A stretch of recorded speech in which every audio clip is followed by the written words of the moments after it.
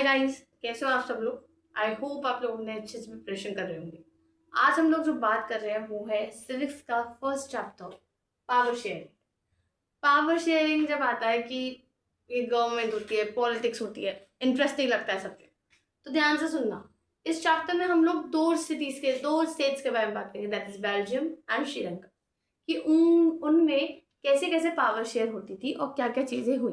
फिर एंड में एक स्टोरी है जो, फिर आप उसका क्वेश्चन है कि उस क्वेश्चन का आंसर आप लोग दोगे इन द कमेंट सेक्शन कि वो क्वेश्चन आपके अकॉर्डिंग सही है नहीं। फिर I will give you the reaction. Okay, तो पावर शेयरिंग की जब हम बात करते हैं तो बात आती है कि पावर को शेयर करते कैसे होंगे।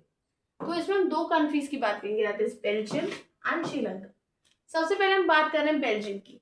जब हम बात कर रहे हैं बेल्जियम की तो हम ये देख रहे हैं बेल्जियम जो है वो क्या है, एक स्मॉल कंट्री है यूरोप की, smaller in area than the state of see Belgium का। See this is a map of Belgium. ये स्मॉलर है कंट्री, बहुत छोटी कंट्री है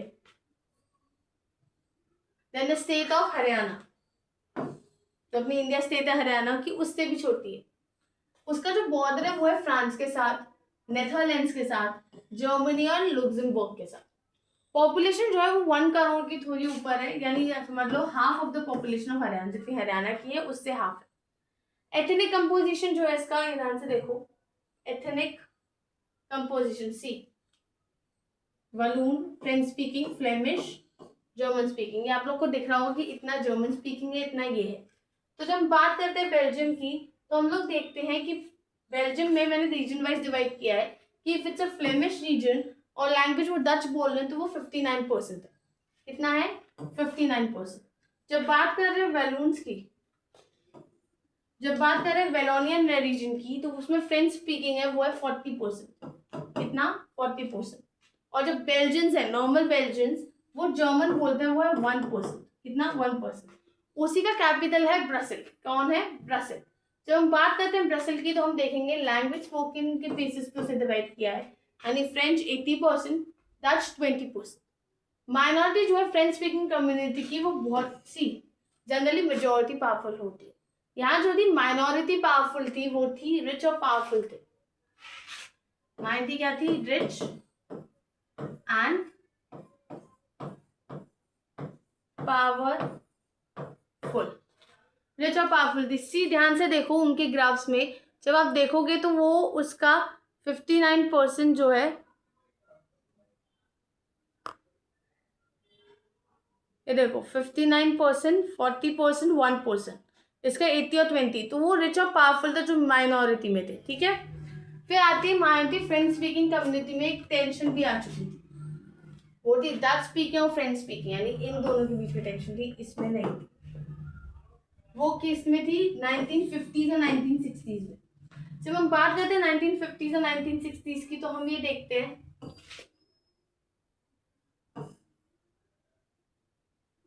जो टेंशन था वो बहुत ज्यादा बेल्जियम में नहीं था जितना ब्रसेल में था, क्योंकि एक स्पेशल प्रॉब्लम थी कि जो डच स्पीकिंग पीपल थे वो मेजोरिटी कंस्टिट्यूट करते थे और माइनॉरिटी, लेकिन माइनॉरिटी थी कैपिटल में। अब हम देखते हैं श्रीलंका का। श्रीलंका जो था वो एक आइलैंड नेशन था, few kilometre off the southern coast, Tamil Nadu के सदर्न कोस्ट में थोड़ा ही दूर था। पॉपुलेशन जो थी वो 2 करोड़ थी, लगभग हरियाणा जैसी। डाइवर्स पॉपुलेशन थी। मेजर सोशल ग्रुप्स थे, वो थे सिन्हाला स्पीकर्स 74% और तमिल स्पीकर्स 18%। तमिल में थे 2 सब ग्रुप्स थे, यानी if you see clearly major social groups जो थे,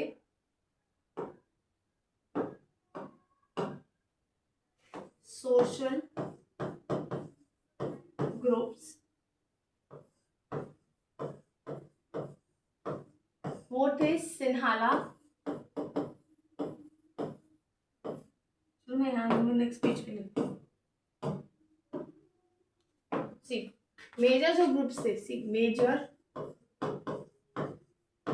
सोशल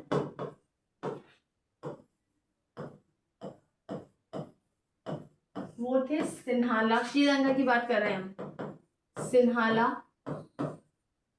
एंड तमिल स्पीकर्स। अब तमिल में भी 2 टाइप के डिवाइड थे जो हमने पढ़ा, तमिल में भी दो टाइप के रिपाइट थे, वो थे तमिल नेटिव्स कंट्री के जिन्हें हम श्रीलंकन तमिल्स कहते थे, और दूसरे थे इंडियन तमिल्स। क्या थे? श्रीलंकन तमिल्स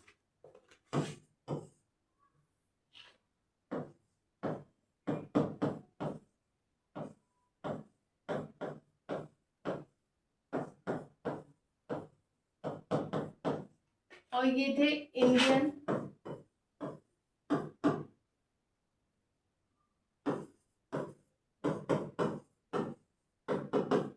ध्यान से देखो,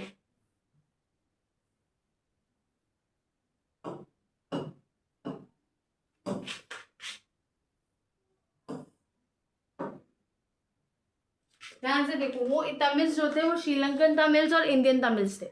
जब हम बात करते हैं इसकी, तो हम ये देखेंगे उनका नाम श्रीलंकन तमिल्स क्यों कहा गया था, क्योंकि वो तमिल नेटिव से कंट्री यानी ऑलरेडी श्रीलंका में रहते, इसलिए श्रीलंकन तमिल से जो थे 13%, और जिनके फोर फादर्स जो है इंडिया से आए थे प्लांटेशन वर्कर्स की तरह, कोलोनियल पीरियड यानी ब्रिटिश पीरियड के अकॉर्डिंग, उन्हें कहते हैं इंडियन तमिल्स। क्या कहते हैं? Indian Tamils.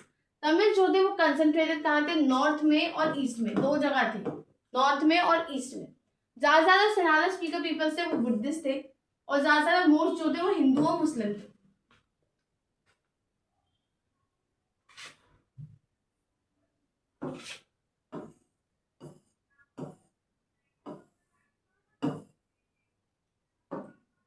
There about 7% Christians थे। कितने थे? 7% क्रिश्चियंस थे, दोनों तमिल और सिन्हाला में भी थे। अब आता है कि गवर्नमेंट फॉर्म कैसी हुई। तो सबसे पहले हम श्रीलंका का देख रहे हैं, वो है मेजोरिटेरिज्म यानी मेजोरिटी के अकॉर्डिंग। तो देखो, श्रीलंका जो है इंडिपेंडेंट कंट्री हुई 1948 में। कब? 1948 में। डेमोक्रेटिकली इलेक्टेड गवर्नमेंट थी जो अडॉप्ट कर रही थी सीरीज मेजोरिटी मेजर्स का स्टैब्लिश करने के लिए मेजर सुपरमेसी। रीजन जो था कि उसने अडॉप्ट किया, लीडर्स जो थे सिन्हाला कम्युनिटी के, वो सिक्योर कर रहे थे डोमिनेंस गवर्नमेंट के अपनी मेजोरिटी की वजह से। 1956 में एक एक्ट पास हुआ जो रिकॉग्नाइज करता था सिन्हाला को ओनली ऑफिशियल लैंग्वेज। क्या? Only official language. Government follow करती थी प्रेफरेंशियल पॉलिसीज जो फेवर करती थी सिन्हाला एप्लीकेंट्स को यूनिवर्सिटी पोजीशन और गवर्नमेंट जॉब्स के लिए। श्रीलंकन तमिल जो थे उन्हें ये लगता था कि जो कॉन्स्टिट्यूशन है और गवर्नमेंट पॉलिसीज जो है वो उन्हें डिनाई करते थे इक्वल पॉलिटिकल राइट्स के लिए। डिस्क्रिमिनेशन किस चीज में? कि उन्हें जॉब्स मिल सकती है और दूसरे अपॉर्चुनिटी और इग्नोर करते थे उनका इंटरेस्ट। तो जो डिस्ट्रस्ट था यानी जो ट्रस्ट नहीं था दोनों कम्युनिटीज के बीच में, एक बहुत बड़ी कंफ्लिक्ट हुई थी जो सून सिविल वॉर में टर्न हो चुकी थी। जब ये सिविल वॉर में टर्न हुई तो उसमें ये देखा गया कि जो सिविल वॉर थी उसकी वजह से बहुत ज्यादा बड़ा सेटबैक हुआ था सोशल, कल्चरल और इकोनॉमिक कंट्री में, जिसकी वजह जो एंड हुई 2009 में। फिर बात आती है अकोमोडेशन बेल्जियम का, जो दूसरा केस देख रहे हैं। जो बेल्जियन लीडर्स थे उन्होंने रिकॉग्नाइज किया एग्जिस्टेंस रीजनल डिफरेंस का और कल्चरल डाइवर्सिटीज का।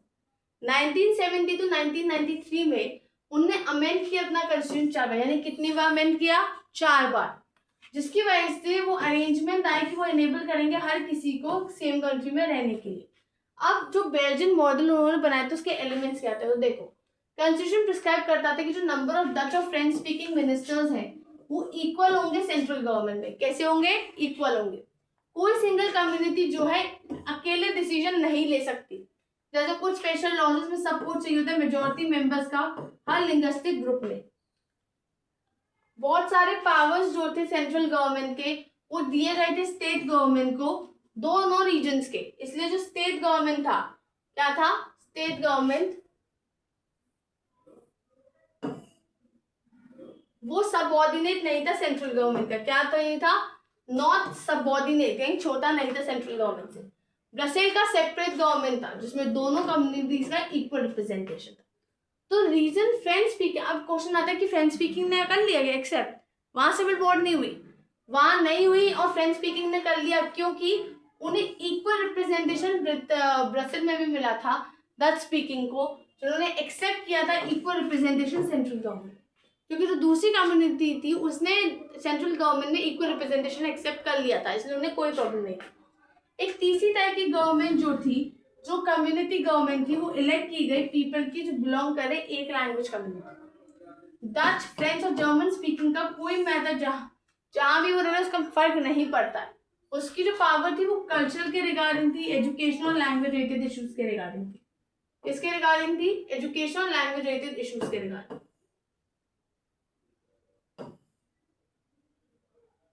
ये मॉडल जो था बहुत कॉम्प्लिकेटेड था, लेकिन इसने बहुत मदद किया था सिविक स्ट्राइक जो श्रीलंका में हुई थी, सिविल वॉर, उसको अवॉइड करने के लिए दोनों मेजर कम्युनिटीज में, और पॉपुलर डिवीजन, पॉसिबल जो डिवीजन हो सकता था वो भी रोक दिया था लिंग्विस्टिक लाइंस की वजह से। बहुत कंट्रीज यूरोप की एक साथ आई यूरोपियन यूनियन को फॉर्म करने के लिए, और ब्रसेल को जो है उसका हेडक्वार्टर्स बनाया गया। अब हमने दोनों स्टोरीज से क्या सीखा, दैट इज अ क्वेश्चन। तो देखो, बेल्जियम में जो लीडर्स थे उन्होंने रियलाइज किया कि जो यूनिटी है कंट्री की वो पॉसिबल तभी होगी जब हम रिस्पेक्ट करेंगे फीलिंग, इंटरेस्ट का और अलग अलग कम्युनिटीज और रीजन्स का। ऐसा रियलाइजेशन क्या हुआ, म्यूचुअली एक्सेप्टेबल अरेंजमेंट हुआ पावर शेयरिंग का। क्या हुआ, पावर शेयरिंग का। श्रीलंका में ये दिखाया गया कि अगर मेजॉरिटी कम्युनिटी चाहती, वो कोशिश करती, तो वो अपना डोमिनेंस जो है वो ले सकती थी और रिफ्यूज कर सकती थी पावर शेयर करने के लिए जो यूनिटी कंट्री के अंडरमाइन कर रही। अब क्वेश्चन आता है, इतनी पावर शेयरिंग की बात हो गई, क्या पावर शेयरिंग जरूरी है? तो पावर शेयरिंग अच्छा है। क्यों अच्छा है? क्योंकि मदद करता है रिड्यूस करने के लिए लड़ाइयों को सोशल ग्रुप्स के बीच में। किसके बीच में?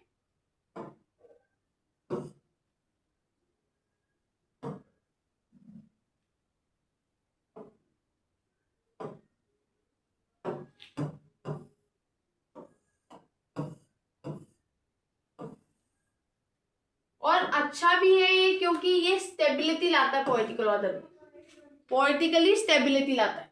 पावर शेयरिंग स्पिरिट है। क्या है? स्पिरिट, यानी जान है डेमोक्रेसी की।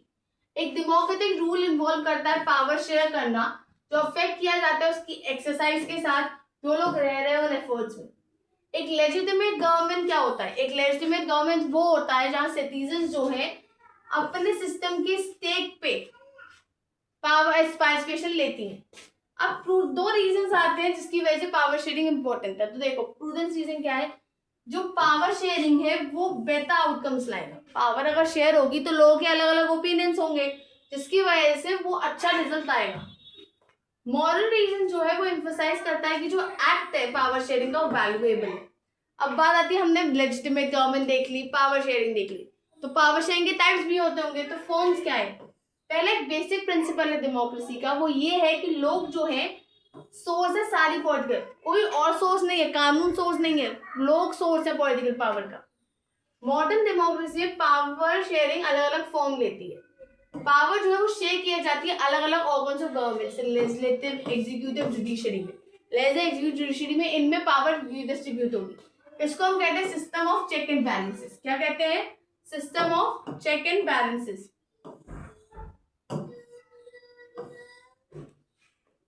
पावर जो है वो शेयर की जाएगी अलग अलग लेवल्स में, जैसे जनरल गवर्नमेंट पूरी कंट्री की, गवर्नमेंट प्रोविंशियल, यानी वो होता है ना स्टेट गवर्नमेंट, सेंट्रल गवर्नमेंट, उसमें उसे कहते हैं फेडरल गवर्नमेंट। इंडिया में सेंट्रल, स्टेट गवर्नमेंट और यूनियन गवर्नमेंट होता है। गवर्नमेंट जो है प्रोविंशियल, रीजनल लेवल्स की, उन्हें अलग अलग नाम में अलग अलग कंट्रीज में बुलाया जाता है। पावर जो है वो सोशल ग्रुप्स में भी की जा सकती है, जैसे रिलीजियस या लिंग्विस्टिक ग्रुप में। कम्युनिस्ट गवर्नमेंट जो थी बेल्जियम की, बहुत अच्छा एग्जाम्पल है इस अरेंजमेंट का। क्या एग्जाम्पल है? क्वेश्चन में एग्जाम्पल लिख सकते हो आप, communist government is a very good example of it. Power sharing arrangement जो है पॉलिटिकल प्रेशर ग्रुप्स भी कर सकते हैं, और जो इन्फ्लुएंस कर सकते हैं पावर, वो लोग भी कर सकते हैं।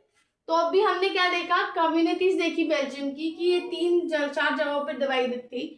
उनमें क्या हुआ कि अच्छे से कम्युनिस्ट गवर्नमेंट फॉर्म हुआ। फिर हमने देखा श्रीलंका का एथनिक कम्युनिटीज।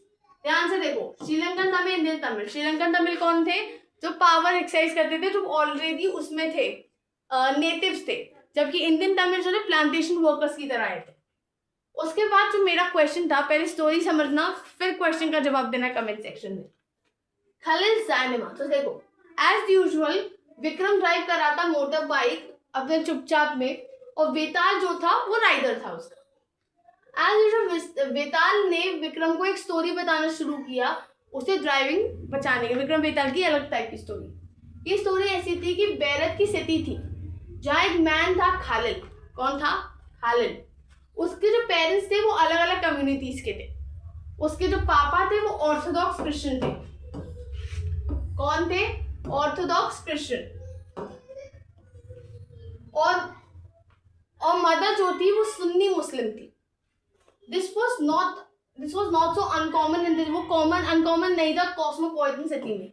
लोग अलग अलग कम्युनिटीज के रहते थे लेबनान में और लेते थे वो कैपिटल बेरूत में। वो एक साथ रहे, इंटरमिंगल्ड हुए और सिविल वॉर भी हुई उनके बीच में। उनमें से खालिद के जो अंकल थे वो मर गए।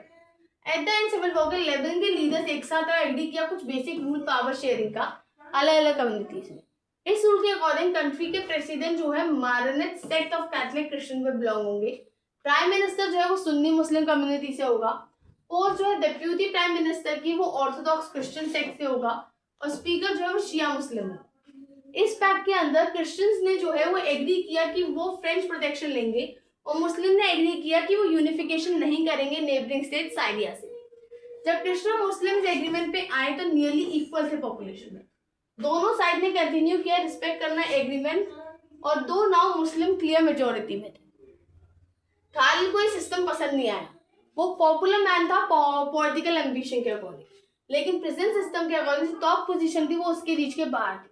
उसने प्रैक्टिस नहीं की, ना ही पापा का ना ही मदर का रिलीजन, यानी उसने ना ही अपने पापा का रिलीजन लिया ना ही मदर का रिलीजन लिया और ना ही अपना खुद का जानना चाहता था। ये कहना वो समझ नहीं पाते कि लेबनान कोई भी दूसरी नॉर्मल डेमोक्रेसी नहीं हो सकती। जो एक इलेक्शन होल्ड करो, सबको कॉन्टेस्ट के लिए बोलो और जो भी मैक्सिमम वोट जीतता है वो प्रेसिडेंट बन जाएगा, नो मैटर किसी भी कम्युनिटी का था। वो थॉट था खालिद का। ऐसा हम क्यों नहीं कर सकते जैसे दूसरी डेमोक्रेसी में होता है? उसने पूछा। उसके जो एल्डर्स थे जिन्होंने खून खराबा देखा था सिविल वॉर का, उन्होंने बताया कि जो प्रेजेंट सिस्टम था वो शांति का बेस्ट गारंटी सिस्टम था। जो स्टोरी थी वो फिनिश नहीं हुई, लेकिन वो टीवी टावर पे, अब जो स्टोरी थी वो बेताल बता रहा था विक्रम को, तो स्टोरी फिनिश नहीं हुई लेकिन टीवी टावर पे पहुंच चुके थे जहां वो हर जगह रुकते हैं। बेताल रैप्ड अप हुआ क्विकली और पोस्ट के एक कस्टमरी क्वेश्चन विक्रम से एक क्वेश्चन पूछा उसने। क्या क्वेश्चन? अगर तुम पे पावर होती कि ये रूल्स लेबनान के वापस लिखना तो तुम क्या करते? क्या तुम रेगुलर रूल्स फॉलो करते या जैसे खालिद ने बोला कि इलेक्शन करो, मैक्सिमम वोट्स करो, या स्टिक करते पुराने रूल्स को या कुछ और करते? बेताल भूल गया रिमाइंड करना विक्रम को उसके बेसिक पैक्ट। बेताल भूला नहीं था कि उसका बेसिक पैक्ट बताना कि अगर तुम्हारे दिमाग में आंसर है और तब भी तुम नहीं बोले, तुम्हारी मोबाइल जो है फ्रीज हो जाएगी और तुम भी फ्रीज हो जाओगे। ये आंसर था। क्या तुम विक्रम को मदद कर सकते हो बेताल को आंसर करने में? ये क्वेश्चन आप लोगों का है। आप लोगों को सब उसमें कमेंट सेक्शन में बताना है कि इसका आंसर क्या होगा आपके अकॉर्डिंग। फिर मैं डिस्कस करूंगी कि इसका आंसर एक्चुअल होगा क्या। तो हम लोगों ने क्या क्या पढ़ा उसका एक बार रिवाइज कर लेते हैं। सबसे पहले हमने पढ़ा था पावर शेयरिंग बेल्जियम और श्रीलंका। बेल्जियम के की पॉइंट्स क्या थे? स्मॉल कंट्री है यूरोप की, स्टेट ऑफ हरियाणा से जो बॉर्डर कर रही है फ्रांस को, क्या कर रही है? फ्रांस को। एथनिक कंपोजिशन देखा था हमने। उसके बाद हमने पावर शेयरिंग की फॉर्म डिस्कस करी श्रीलंका में। फिर हमने दिखाया मेजोरिटिज्म श्रीलंका का और अकोमोडेशन बेल्जियम का। फिर हम लोगों ने पावर शेयरिंग के फॉर्म्स देखे। फिर हमने मैप देखा जिसमें अलग अलग टाइप के लोग थे। फिर हमने एंड में एक स्टोरी सुनी विक्रम बेताल की। उस स्टोरी के अकॉर्डिंग आपको आंसर देना है। And that's it for today. Answer subscribe करना, आंसर नीचे कमेंट सेक्शन में होना चाहिए। Subscribe the channel, press the bell icon.